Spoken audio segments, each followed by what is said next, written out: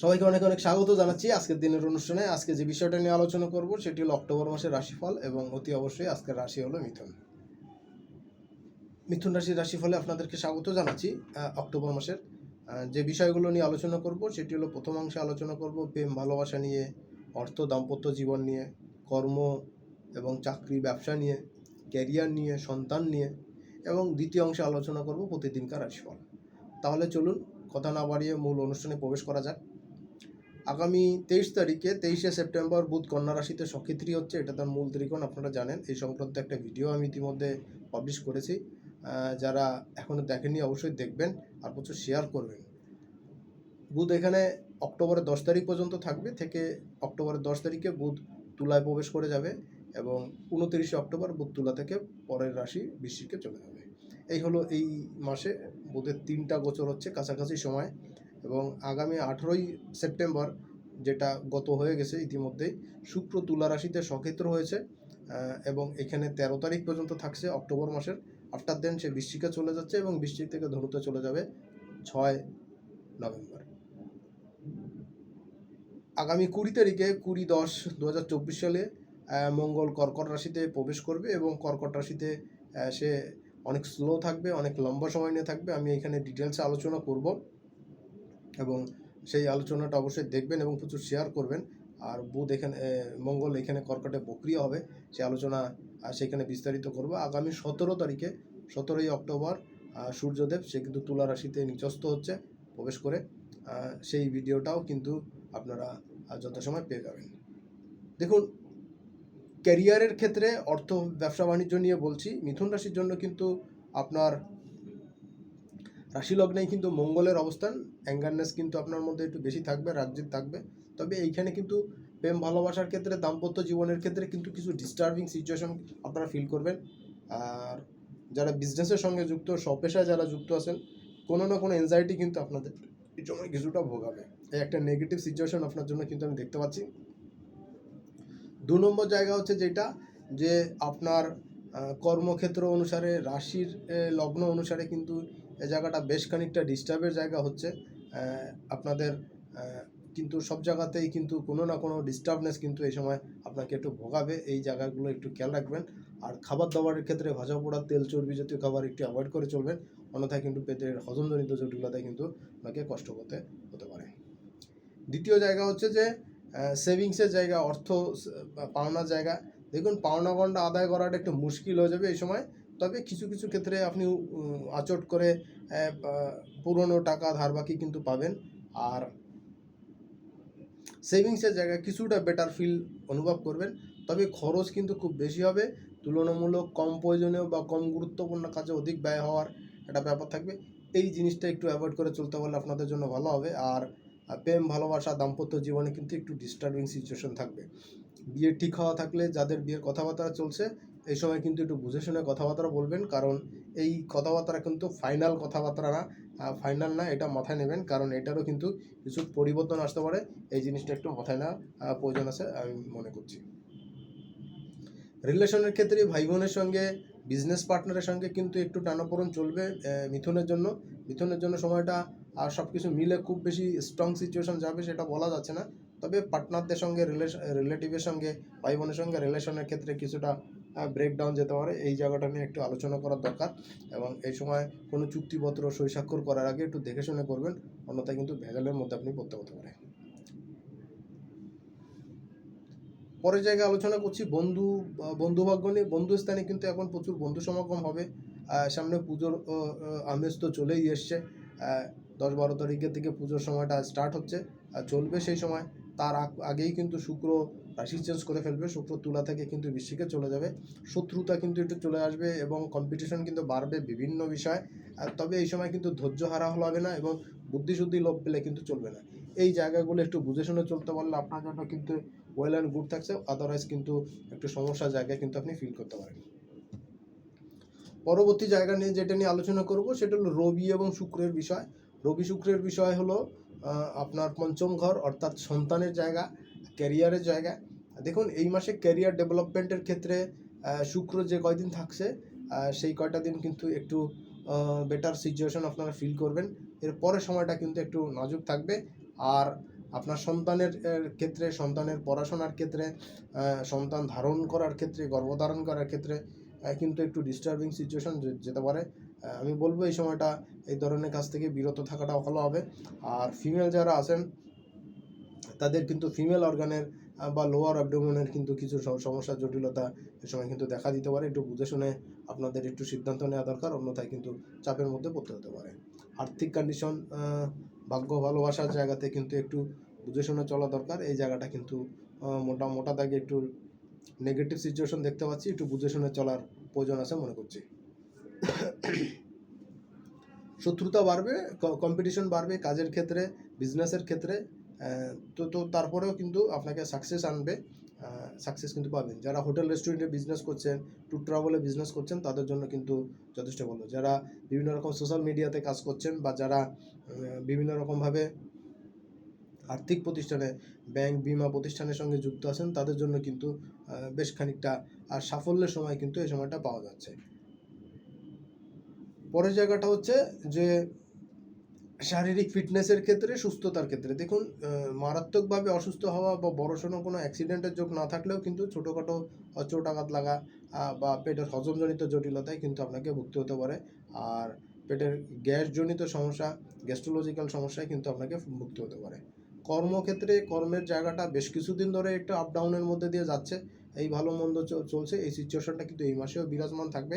তবে একটা জিনিস হচ্ছে কি, যে সামনে সূর্যগ্রহণের পর থেকে কিন্তু আপনার জন্য সময়টা বেটার হওয়া শুরু করবে। যদিও আমি সূর্যগ্রহণের ভিডিওটা এই রাশিফলের ভিডিওর পরে করব আশা রাখছি। আর বৃহস্পতিও বক্রি হচ্ছে, সেই ভিডিওটা করব আশা করছি। চাকরি বাকরির ক্ষেত্রে, বিজনেসের চাকরির ক্ষেত্রে যারা চাকরির সঙ্গে যুক্ত, তাদের জন্য কিন্তু কিছুটা সুযোগ আসতে পারে এই সময়টাতে। বিশেষ করে সামনের মাসের 13 তারিখ পর্যন্ত, কিন্তু অক্টোবরের 13 তারিখ পর্যন্ত কিছু সুযোগ কিন্তু আপনারা পেতে পারেন। সময়টা কিন্তু বেশ অনেকটাই কিন্তু আপনাদের বেটার যাবে। কোনো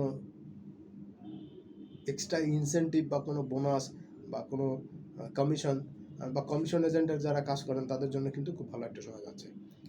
সরাসরি চলে যাব দ্বিতীয় পর্বের অনুষ্ঠানে। প্রতিদিনকার রাশিফলের অনুষ্ঠানে আরও একবার স্বাগত জানাচ্ছি।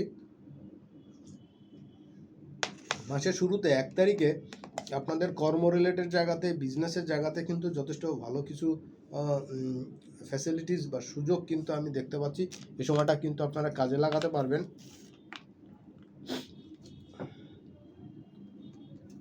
বিশেষ করে কমিউনিকেশনের ক্ষেত্রে আপনাদের জন্য কিন্তু মোটা দাগে সাফল্যের জায়গা আমি দেখতে পাচ্ছি। আর আর্থিক বিবেচনায় কিন্তু যথেষ্ট সাফল্য এই সময় আসবে। তবে চুক্তিপত্র সই স্বাক্ষর করার ক্ষেত্রে একটু বুঝে শুনে করবে। 2 তারিখ এবং 3 তারিখ, 2 তারিখ এবং 3 তারিখে এই সময় আর্থিক উন্নতির জায়গা, ভাগ্য উন্নতির জায়গা কিন্তু বেটার থাকবে। কর্মের ব্যস্ততা থাকবে। আর মায়ের শরীর স্বাস্থ্য একটু টেনশনের কারণ হতে পারে। একটু বুঝে শুনে এবং ডাক্তারের পরামর্শ অনুসারে চললে খুব একটা সমস্যা হবে বলে মনে হচ্ছে না। 4 এবং 5 তারিখ, 4 এবং 5 তারিখে আর্থিক উন্নতির জায়গা তো বেটার থাকছেই। সেই সঙ্গে কি হচ্ছে, যারা বিভিন্ন সোশ্যাল প্ল্যাটফর্মে কাজ করছেন বা যারা বিভিন্ন রকমভাবে এক্সপোর্ট ইম্পোর্টের বিজনেসের সঙ্গে যুক্ত, যা বিভিন্ন C&F